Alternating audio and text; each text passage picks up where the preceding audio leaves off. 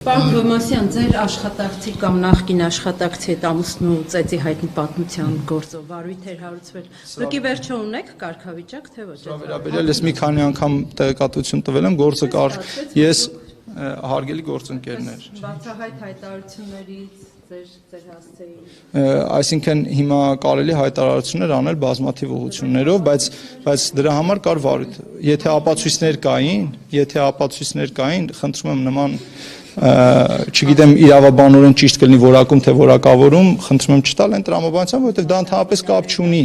ընդհանրապես կապ չունի դա։ Ինչի համար, որովհետև քրեական վարույթ է նախաձեռնվել, քրեական վարույթի շրջանակում արգրավվել է իմ հեռախոսը, հետաքննություն է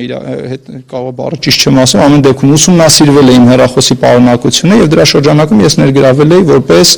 տուժող։ Եվ որից հետո ես բողոք չեմ ներկայացրել եւ գործը կարճվել է, այսքան կարող եմ ասել։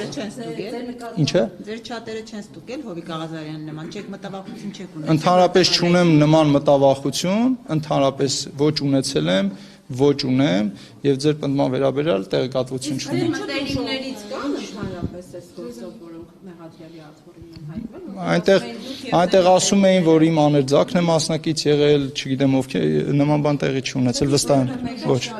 Դե հիմա դուք ուզում եք, որպեսզի ես ներկայացնեմ, դուժող եմ ճանաչվել, որովհետև ես նշել էի մեկ անգամ ու ձեզ էլ եմ տվել հարցազրույց, որովհետև այդ նույն քաղաքացու կողմից իմ հեռախոսին տարբեր ժամերի ուղարկվել էր տարբեր տիպի հայհոյանքներ, տարբեր տիպի կոչեր, տարբեր բովանդակությամբ։ Եվ լսելով իրավապահ համակարգը որևէ խնդիր է այդտեղ տեսել եւ դուժող եմ ճանաչվել։ Հարգելիներս, գործը ընդհանրապես փակված է։